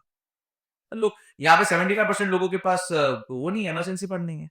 सिर्फ 3 चीजें कर लो आप, 6 महीने का आपके पास इमरजेंसी फंड, एक हेल्थ इंश्योरेंस 10 लाख रुपए की मिनिमम, और एक लाइफ टर्म इंश्योरेंस आपके परिवार की। ये 3 अगर आपके पास है, तो आप फाइनेंशियल प्लानिंग में 95% इंडिया से बेटर चल रहे हैं। ओके। इतना सा, बस बता। और महीने का कितना कमाना होता है जो 1% में आता है? टॉप 1% के लिए 4.25 लाख। 4.25 लाख महीने का। सो कोई 4.25 लाख रुपए महीना कमा रहा है तो इंडिया टॉप 1% में। टॉप 1%। यस। तो इतना सिंपल है। अपने प्रोसेसेस जो अपने पर्सनल लाइफ के प्रोसेस है वो बना लो, रूल्स बना लो और उसके हिसाब से चलो। भाई अब आपने जॉब छोड़ा या चली गई, तब आपके पास 6 महीने का टाइम, तो आपने उस 6 महीने में आप फिगर आउट कर लो आपको क्या करना है। बिजनेस करना है, स्टार्टअप करना है, दोस्त को ज्वाइन करना है, भाई को ज्वाइन करना है, क्या बिना रिलैक्स करो बनाए। अभी अगर टर्म इंश्योरेंस की बात करी तो मतलब एक क्वेश्चन मेरे माइंड में एकदम आया। टर्म इंश्योरेंस में 2 चीज़ें चलती हैं। एक होता है कि जिसमें आपको रिटर्न वापस मिल जाता है जो आप दे रहे हो। एक होता है कि आप टर्म इंश्योरेंस से हमें जीने की कॉस्ट देते जा, इसमें से बेटर कौन-सा होता है लेने के लिए? क्योंकि बहुत नॉर्मल पब्लिक ना बहुत ज़्यादा कन्फ्यूज़ हो जाती है इस चीज़ से कि यार हमें क्या है यार, एक तो ये है कि चलो मैं दे भी रहा हूँ मेरा वापस भी आ जाएगा। एक ये है कि यार एक जने कहते हैं नहीं तुम देते रहो, वरना उसमें छोड़ होता है कि जिसमें वापस आ रहा है उसमें कहीं न कहीं कुछ ना कुछ कटौती होगी। क्या पता मिले ना मिले, लेकिन जिसमें तुम्हें नहीं मिल रहा है वो सिक्योर होता है। देखिए आप है ना, एक बार मैं एक कुल्फी खाने गया, ओके। तो उस दुकान में लिखा था कुल्फी कुल्फी होती है, आइसक्रीम कुल्फी नहीं होती। ओके। कुल्फी कुल्फी होती है, आइसक्रीम आइसक्रीम कुल्फी नहीं होती। आइसक्रीम आइसक्रीम होती है, कुल्फी कुल्फी होती है। इसी तरह इंश्योरेंस इंश्योरेंस होती है, इन्वेस्टमेंट इन्वेस्टमेंट होती है। आप जब इंश्योरेंस ले रहे हो ना, तो वो आप हेल्थ में ये कहते हो क्या कि अगर मैं बीमार नहीं हूं तो मुझे पैसे वापस कर देना, भाई नहीं कहते। तो आप लाइफ में क्यों कह रहे हो कि मैं मरा नहीं, ये ना मरा तो पैसे वो थोड़ा-सा लो इंडियन माइंडसेट जो ये है ना, वो मतलब ये आप पोसा जाएगा। और वो कॉस्ट आप ही से निकाल रहे हो। वही कॉस्ट अगर आपकी 1 करोड़ की इंश्योरेंस में आप ये तय करते हो कि मेरे पैसे वापस ना आए, हुँ। जिसे हम टर्म इंश्योरेंस में बिल्कुल ठीक है, तो उसका आपका अगर समझो प्रीमियम बनता है साल का 12-15 हजार, एग्जाम्पल देखो, वही 1 करोड़ का अगर आप यूलिप लेते हो तो आपका प्रीमियम बच सकता है 40 से 50 हजार। ओके, तो वो पैसे आप ही से लेके आपको वापस कर, उल्टा कमीशन ज्यादा जा रही है।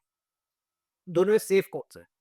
दोनों सेफ है, वैसे तो वैसे दोनों सेफ है, पर टर्म इंश्योरेंस हुआ क्या प्रॉब्लम? अच्छा, नॉर्मल हुआ है वो। बिल्कुल नॉर्मल क्या हुई? फिर भी जेल की कॉस्ट कुछ तो दोगे? हाँ, मतलब मैं तो इस आप मुझे एक बात बताओ, कोई आप सरकार को टैक्स देते हो क्योंकि वो आपको सेवाएं प्रदान कर, कभी कभी रेडी वाला हफ्ता देता है कि उसको प्रोटेक्शन मिलती, तो सबको कुछ ना कुछ तो अपनी हफ्ता देना ही पड़ता है, वो कंपल्सरी है। तो ये आप हफ्ता दे रहे हो किसी के लिए, एक हेल्थ वाले को हफ्ता दे रहे हो, एक लाइफ वाले को हफ्ता दे रहे हो कि भाई मेरे को कुछ हो जाए तो तुम संभाल लेना भाई। बिल्कुल। और एक इमरजेंसी फंड क्रिएट कर रहे हो कि भाई मेरी इनकम चली जाए तू संभाल लेना। तो आप तो 3 रिस्क है लाइफ को, उनको मत सोचो भाई, मत सोचो, हर चीज में ऑप्टिमाइज मत करो। मेरे पास लोग आते बोलते सर ये इमरजेंसी का फंड का पैसा मैं बॉन्ड में डाल रहा हूं। मैं क्यों डाल रहे हो? कल रात को इमरजेंसी हो गई, बॉन्ड से पैसे निकलेंगे? बोला नहीं निकलेंगे सर। तो मेरा कि इमरजेंसी फंड का काम होता है इमरजेंसी में काम, और इमरजेंसी बता के नहीं आती, उसको एफडी में डाल सकते प्योर एफडी में डालना है। अब यहाँ पे लोग बोलते हैं सर एफडी तो बेकार है ये फ्लेक्सिबल एफडी में डाल फ्लेक्सिबल एफडी में डाल सकते हैं फ्लेक्सिबल क्या था मतलब जिसमें कभी भी लगा सकते हो हाँ सर ऑब्वियसली वो जो आपके स्वीप इन स्वीप आउट कहते हैं जैसे हाँ तो स्वीप इन स्वीप आउट एफडीज में डाल दो कोई चक्कर नहीं आपका जब बटन दबाया आपको वो पैसा आपके हाथ में होना चाहिए बस ये एक उसकी कंडीशन है अब आप लिक्विड फंड भी डालते हो सैटरडे को आपकी इमरजेंसी आ गई तो वो पैसा मंडे को आएगा तो 2 दिन अगर पैसा नहीं है और इमरजेंसी आपको मार गई तो हर चीज को ऑप्टिमाइज नहीं करते हैं ये 3 आपको जिंदा रहने की कॉस्ट है आपके 3 बड़े रिस्क को कवर करने की कॉस्ट है कि भाई एक मेरे पास इमरजेंसी फंड है एक इंश्योरेंस एक लाइफ इंश्योरेंस ये खरीदो और अपनी इमरजेंसी फंड रखो बस उसके बाहर करो जो करना है ये खर्चा अलग निकाल लो साल ये रखना ही है बस पीरियड हो गया ना इस पे कोई चर्चा ही नहीं इसमें हाँ इससे आप सिक्योर रहो आपको दूसरी सोच आएगी ना कोई इमरजेंसी आने आप कितना आप सोचो ना आप कितना कंफर्टेबल फील करोगे कि मैं सिक्योर हूँ अनमोल भाई आपने अभी जॉब छोड़ के ये काम चालू किया आपके पास इमरजेंसी फंड होगा कि भाई चलो मैं कुछ बनने तो दिलाता हूँ तो आप इतना अच्छा काम कर पाए ना आपका जनवरी में फर्स्ट पॉडकास्ट आया था 2024 में मैंने आपका देखा था अप्रैल 2024 में मैंने जॉब छोड़ी थी ठीक 3 महीने बाद उस 3 महीने पहले ये फंड ही क्रिएट किया था अपना सर बैंक्स और 10th अप्रैल को मेरा लास्ट डे था और तब सब तक मेरी जंगी चल रही है सबके सामने है और आप तो मतलब आप फर्स्ट जुलाई में हमने आपके साथ पहला पॉडकास्ट किया था तो सबसे पहले मैंने आपसे यही सीखा था कि इमरजेंसी फंड होता क्या मुझे क्योंकि वही ना स्कूल में कभी सिखाई नहीं सिखाया ये चीज़ कि होता क्या है तो मेरा सबसे पहले मेरा वही था कि और मैंने अपने खर्चे किए थे मतलब अगर मेरा खर्चा 40,000 रुपये तो मैंने उसके हिसाब से इमरजेंसी फंड क्रिएट किया था 10,000 और एक्स्ट्रा करके कि यार वो ना मेरे पे होना चाहिए बस उससे आपको कॉन्फिडेंस आया कि नहीं आया मुझे बहुत आया मैं अभी तक चलता हूँ सुन तो सी बात कि मेरा आप एक साथ बिल्ड कर पाए ना जस्ट बिकॉज आपके पास एक राइट इमरजेंसी फंड था बिल्कुल तो आपको कंफर्ट था मुझे टेंशन नहीं थी कि अगर मेरी फैमिली में कुछ भी चीज़ है ये ले जी कहाँ से निकाल लो ये बिजनेस के लिए लगता वो अलग है 16 लाख क्रिएट किया था ये भी उसमें से ये निकल रहा हुआ है तो परिवार भी संतुष्ट है आप भी अपना काम कर पा रहे हो और ग्रो कर पा रहे हो बिना किसी स्ट्रेस के और आपने अच्छा ग्रो किया पिछले 1 साल में आप 8 लाख से ऊपर सब्सक्राइबर्स पे पहुंच गए इतने सारे अपने पॉडकास्ट होस्ट कर दिए सो पॉइंट ये है कि जब आप कंफर्टेबल होते हो ना ये साइकोलॉजी जब आपको पता है कि मेरी चीजें सुरक्षित है मेरा घर सुरक्षित है मैं सुरक्षित हूँ आप ज्यादा अच्छे से परफॉर्म कर पाते हो ये वो बात हो गई कि अगर आपको एक जॉब इंटरव्यू पे बुलाया गया है और आपको इस जॉब की जरूरत ही नहीं है तो आप उसमें ज्यादा अच्छा परफॉर्म करते हो क्योंकि आपके ऊपर प्रेशर नहीं होता उसको ना ठीक है यार मिला तो मेरा नहीं मिला छोड़ दे स्टिक छोटा तो यही कॉन्फिडेंस आपको आपका इमरजेंसी फंड हेल्थ इंश्योरेंस अलग अलग कॉन्फिडेंस देता है तो हर अलग रहते हैं मैं ट्रेवल इंश्योरेंस का मैंने से पूछा मैंने लास्ट ईयर ही ली थी ओके सबसे पहले जब मतलब मैंने उनमें से जो 30 देखो 29 साल में जाके सोचते कि अब ले लेना चाहिए लेकिन मैंने तब ही किया जिंदगी में मुस्लिम से आजकल तो देखो ड्रम में मिल जाते हैं मतलब किसी को वो नहीं कर रहे हैं लेकिन नथिंग जो वो चीज चल रही है उसकी गलत ही चल रही है आज के टाइम में जय सेफ मनी बिल्कुल भी इसमें मैं एक चीज और आई भी मेरे माइंड में आया थोड़ा म्यूचुअल फंड की बात मैं करना चाहूँगा कुछ लोग कहते हैं कि SIP बेटर होता है कि जिसमें आप मंथली पैसा डालते रहे कुछ कहते हैं कि आप वन टाइम में डालें और उसको भूल जाएं क्या बेटर है रिटर्न किस में ज्यादा बनेगी देखिए इसमें कोई किसी चीज की गारंटी नहीं हो पर अगर आपका होराइजन लंबा है बहुत लंबा है मतलब 10 साल 15 साल 20 साल का है तो आप लमसम करेंगे तो भी प्रॉब्लम नहीं है SIP करेंगे तो भी प्रॉब्लम तब आती है जब आपका होराइजन छोटा होता है 2 साल 3 साल 4 साल ओके उस टाइम पे आपको लमसम नहीं करना चाहिए आपको ज्यादातर SIP ओके ये आपका छोटा बना सकता अगर आपका होराइजन बहुत लंबा है डजंट मैटर मच इससे सारा बहुत सारा फर्क तो वन टाइम में डाल के डाला जा सकता है डाला 10 का सर लुक पे डाला जा सकता तो एटलीस्ट मतलब वन टाइम में डाले 15 साल के तो डाला है 10 साल दो 10 साल तो क्रॉस कर रहे हैं उस चीज में ट्रू 10 साल होगा तो आप वो लमसम डालिए ओके अब जैसे भी वॉर की सिचुएशन चल रही है स्टॉक मार्केट तो पहले ही डाउन है आपके हिसाब से क्या स्टॉक मार्केट उठेगा क्या होगा क्या चलने मैं एक सब पे चर्चा नहीं करता मैं आपको सिंपल बताता हूँ मुझे पता है मुझे अगले 20 साल इन्वेस्ट करना है आज मैं 40 का मुझे 60 का इन्वेस्ट करना है तो आज वॉर हो गई थोड़ा 1000 पॉइंट नीचे चला गया 1000 पॉइंट प्लस है लगे तो 20 साल बाद का नंबर आने वाला है अच्छा अब मैं वही का सोच रखा आपने तो 60 का ही सोच के रखा तो जो पहला नंबर चाहिए था वो नंबर अचीव हो गया था जिससे मुझे फाइनेंशियली फ्री कर दिया अब जो अगला नंबर है वो 60 में आ जाएगा मस्ती मस्ती करेंगे तथा देखिए ये सब चीजें सोच के ना आपके मैं स्ट्रेस कहाँ से आता है स्ट्रेस आता है जब आप उन चीजों के बारे में सोचते हो जो आपके कंट्रोल में नहीं है और उन चीजों पे एक्ट नहीं करते जो आपके कंट्रोल में थी जैसे जैसे आप ऐसे भी करो तो आपके कंट्रोल में है। और लंबे समय के लिए करो वो आपके कंट्रोल में है।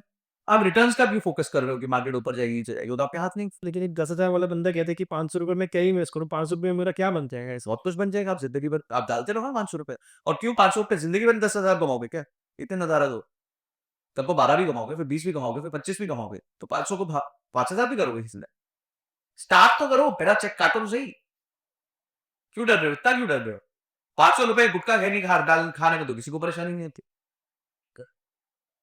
हाँ 500 रुपए जो है वो लॉटरी की टिकट खरीदते हो तो किसी को परेशानी नहीं होती तो ऐसे भी करने में क्या परेशानी है धूप थोड़ी रहा है सामने ही आपके 500 का 400 हो जाएगा उससे ज्यादा तो खराब नहीं होगा जिस समय चल भी रहा है मार्केट का, आप- अभी इतना ही चल रहा है। बस 500 का 400 ही तो हुआ। फिर कौन सी मौत आ गई कुछ नहीं है। जो लॉन्ग टर्म विजन लेके साथ बैठा रहे हैं वो खुश है हम तो खुश है अभी तो हमने मार्केट नीचे गिर हमने खरीद दिया मान लो मेरा पोर्टफोलियो भी रेड है। देखिए मैं हूँ ही ना कि मुझे निकालना है। मेरा तो ये तो नोशनल लॉस है ना जो कर दिया वो कर दिया। बुक करो तो लॉस है हाँ नहीं तो नोशनल लॉस है बिल्कुल।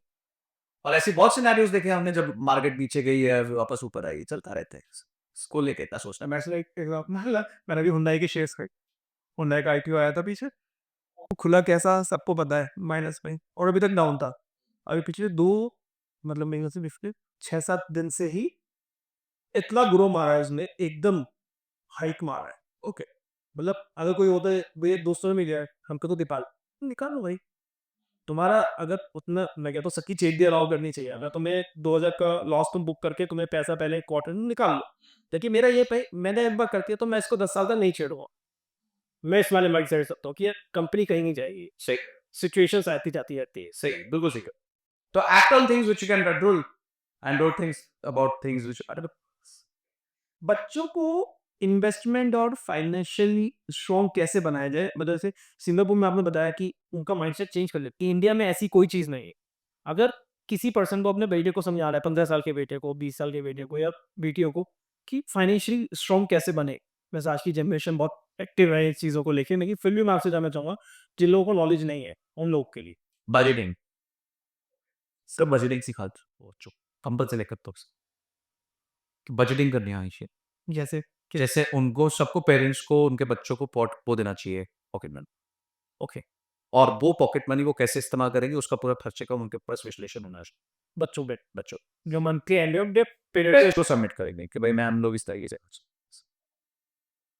अगर सिर्फ बच्चे बजटिंग करने रखे उतने में ही बहुत आगे बढ़ते हैं आपको जैसे मेरे बेटे ऑप्पर उसको 2000 की पॉकेट मनी दी थी ठीक है और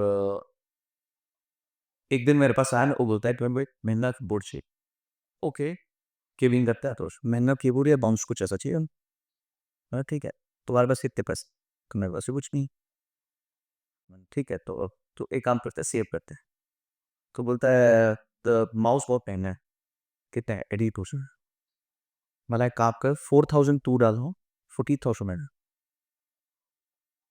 है तो सारे 18 मेरी बिल्कुल बट मैंने जब उसको 2-2 हज़ार 2 महीने दिए उसने उसको खर्च ही नहीं किया उसने उसको बचाया क्योंकि अब उसको पता था कि ये 4,000 दूंगा तो पापा 14,000 देके और 18,000 का मौका आएगा पहले के दे सकता था 9,000 का मौका तो बड़ी बात लेकिन भाई सर भी जरूरी है ये जैसे जरूरी था क्योंकि इससे उसने 2 महीने अपने आप को कंट्रोल करना चाहिए करे उसको बोलते ही चीज नहीं हुई हाँ जो हुक्म मेरे आका ऐसे सेकंड कोई भी जो बच्चा खर्च कर रहा है उससे उसका ऑब्जेक्टिव कुछ हो वो क्यों कर रहे जैसे मेरा बेकार का माउस महंगा खरीदा तो उसको मुझे बताना पड़ा कि क्यों महंगा कर रहे हो इससे मेरी गेमिंग इंप्रूव होगी इसका क्लिक पर सेकंड ज़्यादा है ब्ला ब्ला ब्ला जो भी उसके थे आधे मेरे को समझ नहीं आई मैं गेमिंग से but the fact that he had to convince me was important बड़ी तो ये दो चीज आप बच्चों को बोलो कि बजटिंग जरूर करें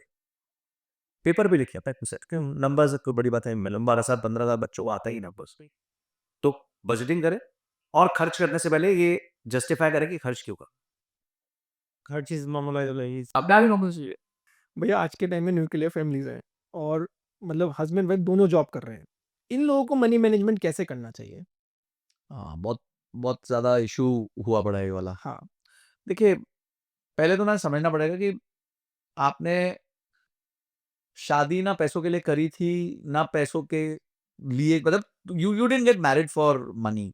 करेक्ट ठीक है, पैसा एक इम्पोर्टेंट कंसिडरेशन है रिलेशनशिप में। तो मेरे हिसाब से आपको कुछ ऐसा मैकेनिज्म डिवाइस करना चाहिए कि आपकी जॉइंट रिस्पॉन्सिबिलिटीज भी आप ओन अप कर सकें, और इंडिविजुअल भी दोनों के पास अपना अपना एक कॉर्पस हो, ताकि किसी को लगता है कि मैं अलग तरीके से खर्च करना चाहता हूं तो वो कर सके उसको। चीजें मांगना ना पड़े हाँ, मतलब ना किसी से मांगना पड़े, ना किसी को जवाबदेही हो। ठीक जो है, मेरा मन है वो करो हाँ, वो मैं थोड़ा कर सकूं। हाँ तो फॉर एग्जाम्पल, अगर दोनों हस्बैंड वाइफ सेम कमाते हैं, 1 लाख रुपए कमाते हैं, 2 लाख रुपए कमाते हैं, और घर का खर्चा लेट्स से 70,000 रुपए, ठीक है, तो क्लियर है 70,000 रुपए, तो दोनों हस्बैंड वाइफ 35,000 रुपीज एक कॉमन जॉइंट अकाउंट में डालते ओके हैं। ओके, उस अकाउंट से आप जो है घर के खर्चे निकालो। अब जो बचा हुआ पैसा है आप दोनों का, उसमें फॉर एग्जाम्पल आपने घर ले लिया, तो घर की ईएमआई डिसाइड हो गया कि जो है हस्बैंड दे रहा है फॉर एग्जाम्पल। वाइफ के पैसे यूज हो सकते हैं इन्वेस्टमेंट्स बिल्ड करने के लिए, करेक्ट ठीक है, तो वो धीरे धीरे इन्वेस्टमेंट्स बिल्ड कर सकती है। तो इस तरीके से आपने अपने जो क्या कहते हैं ईएमआईज और इन्वेस्टमेंट्स को बांट लिया, और लास्ट का कुछ कुछ पैसा दोनों के पास रह गया। वाइफ को लगता है यार मेरे को कोई एक्सपेंसिव कुछ चीज खरीदनी है, हस्बैंड को लगता है मुझे कोई चीज चाहिए, जिसमें वाइफ का जनरल ऑब्जेक्शन है या हस्बैंड का जनरल ऑब्जेक्शन है, तो वो मना नहीं कर सकते, क्योंकि मनचाहा भी तो जिंदगी जीनी है ना यार, ऐसा तो है ना कि बिल्कुल। And it is not necessary कि हस्बैंड को जो चीज समझ आए वही वाइफ ले, और वाइफ को जो चीज समझ आए वही husband। तो आपके अपने अपने चॉइसेस हैं, सब आपके अपने अपने जो भी हैं तरीके हैं। तो आई थिंक इस तरीके से अगर आप बैंकिंग सिस्टम अपना बांट लें कि एक बैंकिंग सिस्टम में आपके सारे खर्चे आके जुड़ जाए, एक जन ईएमआई पकड़ ले, एक जन इन्वेस्टमेंट्स पकड़ ले। अब ये हो सकता है अगर आप फैमिली प्लानिंग वे चाह रहे हैं, तो हो सकता है वाइफ बोले कि भाई मैं 2-3 साल अब काम नहीं करना चाहती फॉर एग्जाम्पल, तो उस टाइम पे ऑब्वियसली फिर husband has to take care of everything, there is no doubt, उसमें तो कोई क्वेश्चन ही नहीं बचा, है ना? तो if she, because she is taking up very big responsibility, बच्चा होगा, बच्चे को बड़ा करना है, ये वो, तो दैट रिस्पॉन्सिबिलिटी बहुत उसमें कॉम्प्रोमाइज नहीं हो सकता ना। करेक्ट तो ये हो गया, फिर हस्बैंड को करना है। अच्छा, ये भी हो सकता है कि हस्बैंड बोले कि यार एक काम करते हैं, मैं ना कुछ स्टार्टअप करना चाहता हूँ, तो वाइफ कैन बिकम कि चलो ठीक है, मैं सपोर्ट करो घर चला लूंगी, आप चिंता मत करो, एंड वील मैनेज, 70,000 का खर्चा है, मैं लाख रुपए कमा रही हूँ, वील मैनेज, यू स्टार्ट। ठीक, तो हस्बैंड स्टार्ट कर सकता है। तो इट्स अ पार्टनरशिप, ऐसा नहीं है कि ये मेरा है ये तेरा, ऐसे नहीं करना है। ठीक है, हमने क्या कहा, लास्ट में थोड़ा थोड़ा आपके पास रह जाता है, so that you can spend as per your will. पर है तो end of the day marriage is a partnership ना, तो वो पार्टनरशिप को तो आपको मेंटेन करना ही पड़ेगा। अगर एक व्यक्ति कल को समझो हस्बैंड की जॉब चली गई, तो वाइफ ये नहीं कह सकती ना, अरे तू 35,000 रुपए नहीं डाल रहा महीने का सही बात है खर्चे पे, आपने चली गई चली गई, पैसे के लिए थोड़ा शादी पैसे की है पैसे के लिए थोड़ी शादी की थी आपने, तो अच्छा वक्त बुरा वक्त सब साथ में ही निकालना था। बिल्कुल तो नहीं है पैसे उसके पास, वाइफ ने अभी जॉब छोड़ी फॉर वट एवर रीजन, बोली नहीं मेरे को नहीं काम करना, जी मैं परेशान हो गई ऑफिस पॉलिटिक्स से, मेरे को नहीं पता, मैं ढूंढूंगी जॉब, तो वो हस्बैंड थोड़ी बोल सकता है चल 35,000 रुपए जमा कर इसमें। सही बात है so this is a it's a partnership. हाँ, बट जब आप दोनों अर्निंग हो, तो उस हिसाब से आप डालते रहो पैसा। फिर आपके जॉइंट डिसीजंस है कि किस कब फैमिली प्लानिंग करनी है, कब आपको क्या स्टार्टअप करना है, कब क्या करना है, ये सब आपको उस टाइम का डिसीजंस है। लेकिन इसमें एक चीज़ और हो रही है आज के टाइम में मतलब इतनी पार्टनरशिप तो चल रही है लेकिन जो कपल्स हैं वो ईएमआईज पे ट्रिप पे जा रहे हैं मतलब ईएमआईज ले लेके ट्रिप पे जा रहे हैं ये कितना सही है देखिए, अगर आप अफोर्ड कर सकते हो तो आप करिए। एक रेशियो होता है, debt to income ratio. Okay आपकी इनकम का कितना पोर्शन आप ईएमआई दे रहे हो? कितना देना चाहिए 30% के आसपास, 30% का उससे ज्यादा नहीं होना चाहिए। और किसी पे ईएमआई है ही नहीं बहुत बढ़िया, वेरी कॉन्ग्रेचुलेशंस। बिल्कुल डेट फ्री है वो हाँ, बिल्कुल कॉन्ग्रेचुलेशन है, फिर उसको बहुत तो अच्छी बात है। उसको अपने पैसे क्या करना चाहिए अगर मैं कह रहा हूँ 10,000 रुपये भी वो बंदा कमा रहा है उसकी एक भी ईएमआई नहीं है उसके खर्चे निकलने के बाद भी उसमें 10,000 रुपये बच रहे हैं तो उसको हाँ, क्या करना चाहिए इन्वेस्ट कर, लॉन्ग टर्म के लिए इन्वेस्ट कर दो, अच्छा एसआईपीस करो। अच्छा, आपको लगता है कि आप कोई स्किल सीखना चाहते हो, कोई कोर्स करना चाहते हो, वो कर लो। ओके तो अगर आपके ऊपर ईएमआई नहीं है, तो इससे अच्छा तो कुछ हो ही नहीं सकता। एक बार कितने परसेंट में आएगा इंडिया के अगर किसी पे ईएमआई नहीं है बहुत कम होंगे, बहुत कम होंगे। एक बार क्या हुआ, महाराज युधिष्ठिर जो है, जब ये लोग वनवास में थे पांडव, तो वो पानी लेने जा रहे थे, उनके सारे भाई पानी लेने गए, तो यक्ष आए, तो यक्ष ने बोला पानी पीने से पहले मेरा सवाल का जवाब दो। तो पहले नकुल की डेथ हो गई, उसने सवाल का जवाब नहीं दिया, फिर सहदेव की हो गई, अर्जुन की हो गई, भीम की हो गई, फिर युधिष्ठिर जी महाराज गए। ओके तो यक्ष ने, उन्होंने देखा अरे यार ये तो सारे पड़े हुए हैं इधर, क्या हो गया? तो यक्ष महाराज ने कहा कि आप पहले मेरे सवालों का जवाब दो, मैं सबको जिंदा कर दूंगा। तो कुछ 120-125 क्वेश्चंस पूछे यक्ष ने और युधिष्ठिर जी ने उनका जवाब दिया। क्या क्वेश्चंस है और क्या आंसर्स हैं। तो उसमें एक क्वेश्चन उन्होंने पूछा कि इस संसार में खुश कौन है? ठीक है? और उसका जो आंसर था ना वो आज के लिए बहुत फिट बैठता है।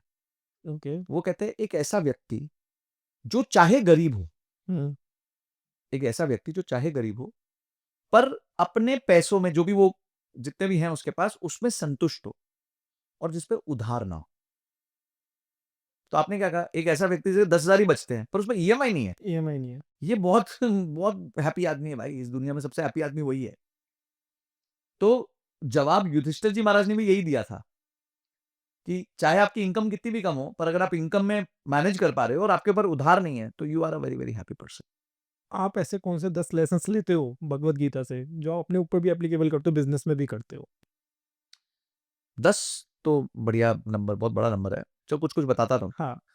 तो जैसे कर्म करो, फल की इच्छा मत करो, तो हुँ, सबको पता ही है। एक बहुत पावरफुल श्लोक है भगवद गीता में, चौथे अध्याय का 40वां श्लोक है। तो वो बताते हैं कि अज्ञाना च श्रद्धाना च संशयात्मा विनश्यति नाया लोको अस्ति परो ना सुखम संशयात्मा। तो उसमें बोला गया कि जिसको ज्ञान नहीं है और जिसको श्रद्धा नहीं है, मतलब जिसको नॉलेज और कन्विक्शन नहीं है, हुँ, ऐसी संशय आत्मा, डाउटिंग सोल हुँ, का विनाश होना तय है। ओके। ना या लोको अस्ति ना परो ना सुखम संशय आत्मा, मतलब ना ही इस लोक में ना ही दूसरे लोक में ऐसी आत्मा को सुख प्राप्ति नहीं होगी। तो ये हम सबके लिए बहुत ज्यादा सूटेबल, बिकॉज हम क्या करते हैं, हम बिना नॉलेज और कन्विक्शन के किसी चीज में घुस पड़ते हैं, हुँ, उस चीज की कंप्लीट नॉलेज नहीं लेते, और क्योंकि हम नॉलेज नहीं लेते हमें कन्विक्शन नहीं होती।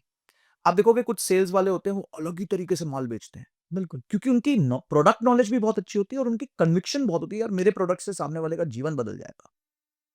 ठीक है, और उसको पता भी होता है कि कौन से ऐसे एलिमेंट्स है जिससे जीवन बदलेगा। तो नॉलेज और कन्विक्शन है। करेक्ट। पर कुछ लोग होते हैं जिनको ना नॉलेज होती है प्रोडक्ट की, अरे सर मैं जरा मैनुअल देख के पढ़ता हूं, अरे मैं देखता हूँ सर, और कन्विक्शन तो बिल्कुल ही नहीं होता। उससे बात करने का मन नहीं करता। आप उनसे बात भी नहीं कर सकते। तो ये श्लोक बहुत पावरफुल है। नॉलेज और कन्विक्शन एक आदमी के जीवन का आधार बनता है। और ना या लोको अस्ति ना परम ना सुखम संशयात्मा, मतलब आप किसी भी काम में, ना इस काम में ना उस काम में, ना इस जॉब में ना उस जॉब में, किसी भी जॉब में आपको सुख प्राप्त नहीं होगा अगर आपका नॉलेज और कन्विक्शन नहीं है। And it is applied for everything, it is job, it is income, it is relationships, everywhere you need knowledge and conviction, बिल्कुल। तब आप वो चीज को निभा सकते हो। तो ये मेरे लिए एक बहुत इंपॉर्टेंट श्लोक है।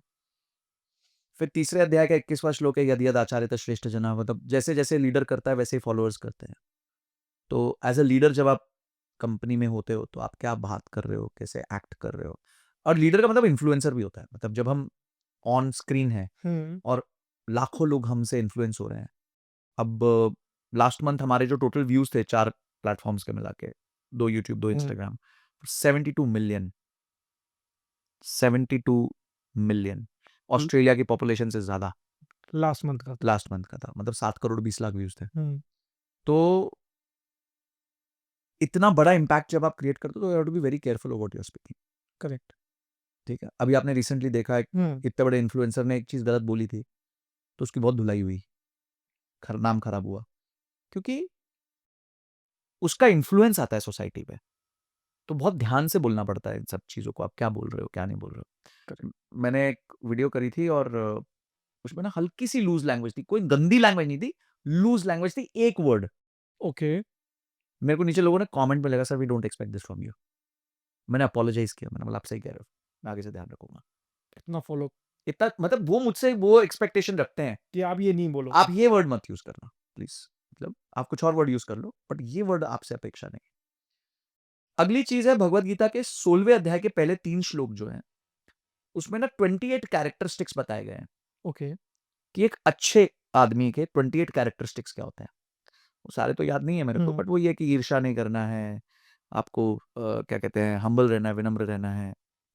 उसके बाद ऐसी बहुत सारी चीजें जो चेकलिस्ट बनी हुई है, तो वो सबको पढ़नी चाहिए, मतलब वो बहुत मजेदार चीज मतलब है। बिज़नेस में भी एप्लीकेबल है और हर पर्सनल जगह लाइफ में आपके ऐसे पर्सनल लाइफ भी वो एप्लीकेबल है पूरी। एप्लीकेबल। फिर उसके अगले 2 श्लोकों में ये लिखा है कि कौन सी चीजें नहीं होनी चाहिए। अच्छा। हाँ, तो 16.1 से 16.5 या 6 तक बहुत इंपॉर्टेंट वो हो जाता है।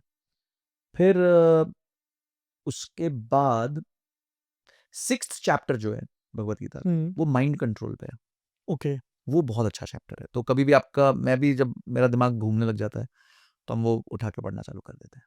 उसको थोड़ा उसमें इजी लैंग्वेज में उसमें कैसा है, जैसे उसमें अर्जुन कृष्ण भगवान को बोलते हैं कि आ, मैं विंड को कंट्रोल कर सकता हूँ, माइंड को कंट्रोल नहीं कर सकता। मेरे में इतनी ताकत है कि मैं हवा को कंट्रोल कर सकता हूँ, पर मैं माइंड को नहीं कंट्रोल कर सकता। तो भगवान ने भी यही कहा कि सही कह रहे हो, वेरी डिफिकल्ट। तो कैसे होगा? हम्म, उन्होंने बताया डिटैचमेंट एंड प्रैक्टिस। दो चीजें बोली, बोलते प्रैक्टिस करना पड़ेगा यानी मेडिटेशन करनी पड़ेगी, करेक्ट। और डिटैचमेंट रखना पड़ेगा यानी आउटकम से अलग होना पड़ेगा आपको। अभी हम लोग की लाइफ में क्या होता है कि कोई वीडियो डाली, व्यूज नहीं आया, ये नहीं आया, वो नहीं आया, वो नहीं, वो हमारे कंट्रोल में नहीं है। करेक्ट। तो अब उससे डिटैच होके जब आप काम करोगे और मेडिटेट करोगे तो आपका mind control automatically. Detachment is a key detachment is the key to success in everything in life, absolutely everything in life. तो डिटैचमेंट सिर्फ किसी सिचुएशन से करना ज्यादा बेटर Outcomes. होता है, आउटकम से, या फैमिली में या किसी पर्सन से भी डिटैचमेंट करना चाहिए जब वो आपको दिक्कत दे रहा हो? मतलब थोड़ा सा स्पिरिचुअल पे हम जा रहे हैं। देखिए सबके ना अपने थीसेस होते हैं। हाँ। प्रयत्न आपको पूरा करना चाहिए, ठीक है, प्रयत्न आपको पूरा वो गौर गोपाल प्रभु ने बहुत अच्छी बात बोली थी कि अगर आपके झुकने से बात बनती है तो झुक जाओ। हम्म। कि अगर आपके झुकने से बात बनती है तो झुक जाओ, पर अगर बार बार आप ही को झुकना पड़े तो रुक जाओ। तो समझने में बहुत बड़ी बात है और हाँ, सुनने में कि भाई normal है। अगर आपके झुकने से बात बनती है तो कभी कभार झुक जाना तो चाहिए। इट्स ओके, रिलेशन ही तो प्रोटेक्ट कर रहा है, हाँ। आप कहाँ कहीं छोटे हो रहे हो। पर बार बार आप ही को झुकना पड़े तो रुक जाओ, फिर वो कॉम्प्रोमाइज हो रहा है। तो यही है, आपको चेक करना है आप कितनी बार झुक रहे हो, और मतलब क्या सामने वाला इस बात को अप्रिशिएट कर रहा है, समझ रहा है कि नहीं सकता। बिल्कुल। तो बस ये इस तरीके से आप इसको कंट्रोल कर सकते हो। आपको सबसे ज्यादा मोटिवेट क्या करता है? मेरे को सबसे ज्यादा मोटिवेट करता है इम्पैक्ट। मेरी वीडियो के बाद अगर मुझे कोई मैसेज आते हैं, लोग मैसेजेस लिखते हैं, ऐसी ऐसी बातें लिखते हैं जो हम सोच नहीं सकते थे कि हमारे लिए कोई सोचेगा इस तरीके से, तो वो मेरे को बहुत मोटिवेट करता है। बताते हैं कि कैसे उनकी जर्नी स्टार्ट हुई इन्वेस्टमेंट की मेरी वजह से, कैसे उनको कॉन्फिडेंस आया मार्केट्स में इन्वेस्ट करने का, कैसे उनको कॉन्फिडेंस आया मार्केट्स में मेंटेन रहने का इवन आफ्टर अ क्रैश। जब क्रैश चल रहा था ना, हर हफ्ते मैं वीडियो डालता था कि क्यों आपको बने रहना है मार्केट्स में, हर हफ्ते। It was my moral responsibility to be answerable to my audience, correct. क्योंकि मैंने ही उनको बोला था आप SIP करो। अब अचानक से वो नीचे गिरा 15-20%, तो उनको डर लग रहा है सबको कि क्या अगर मैं इस टाइम भाग जाऊं, जवाब ना दूं, तो लोग बोलेंगे ना यार कि ये तो मतलब अच्छे वक्त का साथी है। सही बात है। तो हम बुरे वक्त में ऑलमोस्ट हर हफ्ते आके हर सैटरडे को गाइड कर रहा हूँ मैं। प्रॉपर मैं बता रहा हूँ कि मार्केट्स में क्या चल रहा है, इस टाइम पे क्या एक्टिविटीज हैं, क्या रिस्क हैं, कहाँ पे मेरे को लग रहा है सपोर्ट है, कहाँ से नीचे नहीं जाना चाहिए, प्लीज डोंट वरी, लंबे समय के लिए सोचो, SIP करो। आप वो देखें हर वीडियो में मैंने बोला है, और नीचे लोगों ने लिखा है कि थैंक यू सर, आपकी इस वीडियो से कॉन्फिडेंस आया, मैं अपना पोर्टफोलियो नहीं देखूंगा, I will keep on investing. बिल्कुल। तो वो मेरे को लगता है कि मेरे लिए बहुत बड़ी विन है। तो वही ना सर, एक सही टाइम पे आके कोई हाथ पकड़ लिया, कोई समझा देना, तो वो पूरा ब्रिज पार हो जाता है बिल- इजीली, बिल- चाहे उसमें और आग क्यों ना लगे। देखिए जब मार्केट अच्छी चल रही होती है ना तो बहुत, वो कहते हैं ना बरसाती मेंढक आ, उछल रहे हैं सब। आ जाते हैं सारे। पर जब मार्केट नीचे जाती है ना, that is the test of, वो कहते हैं ना that's what differentiates men from boys. Correct. तो तब हम खड़े हुए, तब हमने बोला नहीं नहीं छोड़ेंगे इनका साथ, कभी नहीं छोड़ेंगे। क्यों छोड़ेंगे यार, बिल्कुल। हमारी सुन के इन्होंने अगर किया इन्वेस्ट तो उनको कॉन्फिडेंस होना चाहिए कि अगले 15 साल 10 साल जब के लिए भी सोचा है उनका काम जरूर अचीव हो। बिल्कुल। थैंक यू भैया इस थैंक यू, पॉडकास्ट में जुड़ने के लिए, और एंड का तो बिल्कुल स्पिरिचुअल हो गया हमारा। और अच्छा हुआ thank podcast. You so much. देखिए मेरे को लगता है कि हमारी जो लाइफ का आधार है वो स्पिरिचुअल ही है। बिल्कुल। और मैं जितने भी सक्सेसफुल लोगों से मिलता हूँ वो कोई ना कोई एसोसिएशन, इस तरह के एसोसिएशन के साथ होते हैं, या फिर वो मेडिटेट करते हैं, या फिर वो ग्रंथ पढ़ते हैं। मैं रिलीजन के एंगल से नहीं कह रहा, कोई भी ग्रंथ पढ़ते हैं, जो भी जिसकी जो करे। श्रद्धा है उसके हिसाब से वो पढ़ता है, एंड उसका उसको वो लागू करे अपने लाइफ में, इम्प्लीमेंट करे, तो I think life will be very simple. Life ना बड़ी सिंपल बनी थी, हमने उसमें जो है कॉम्प्लिकेशंस को बहुत ज़्यादा ऐड किया है। करेक्ट। आप कॉम्प्लिकेशंस को हटाइए लाइफ में, ओवर थिंकिंग छोड़ दीजिए, और बहुत क्लैरिटी लाइए आपको लाइफ में क्या चाहिए। क्लैरिटी से ऊपर कोई पावर है नहीं इस दुनिया में। जो करना है ठान लिया करो, हाँ, सोचो मत क्यों करना है पहले वो समझ, हाँ। What are you doing, why are you doing, सही बात। And how you are doing, बस ये मेन क्वेश्चंस आपको आंसर करना। बट अनमोल, मैं एक काम देना चाहूंगा हमारी ऑडियंस को। जी। आपने इस पॉडकास्ट से क्या 3 टॉप चीजें सीखी हैं वो जरूर कमेंट सेक्शन में बताइएगा, जो आप अपनी लाइफ में इंप्लीमेंट करने वाले हैं। सेकंड, आपके अगर और कोई प्रश्न है तो डेफिनेटली कमेंट आप सेक्शन। कमेंट सेक्शन में दीजिए। और अगर आप चाहते हैं कि वो प्रश्नों का मैं आके जवाब दूं अनमोल के चैनल पे। पार्ट 3 तो पार्ट 3 कमेंट करिए। अगर आपने टोटल 5000 पार्ट 3 कमेंट कर दिए तो अनमोल भाई मैं प्रॉमिस करता हूँ मैं वापस आ जाऊंगा। बिल्कुल बिल्कुल, और हम जरूर लेके आएंगे। Thank you sir. Thank you so much Anmol. Take care, bye bye. Video आपको अच्छा लगा ही होगा, लाइक शेयर सब्सक्राइब करना ना भूलें। Thank you.